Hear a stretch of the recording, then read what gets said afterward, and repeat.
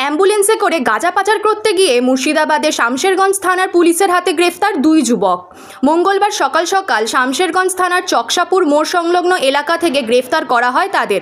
বাজেয়াপ্ত করা হয়েছে প্রায় 1.5 কুইন্টাল গাঁজা। পুলিশ জানিয়েছে ধৃতেদের নাম আদিত্য দাস, তার বাড়ি শিলিগুড়ি, এবং অনুপ সূত্রধর, তার বাড়ি আলিপুরদুয়ারের বীরপাড়া এলাকায়। মঙ্গলবার ফারাক্কার SDPO Aminul Islam Khan, জঙ্গিপুরের circle inspector স্বরূপ বিশ্বাস, শামশেরগঞ্জের বিডিও সুজিত চন্দ্র লোধ ও ওসি শিবপ্রসাদ ঘোষের উপস্থিতিতে গাঁজাগুলো বাজেয়াপ্ত করা হয়। উত্তরবঙ্গের দিক থেকে দক্ষিণবঙ্গের দিকে গাঁজাগুলো নিয়ে যাওয়ার পথেই গ্রেফতার করা হয় তাদের। বাজেয়াপ্ত করা হলো গাঁজা।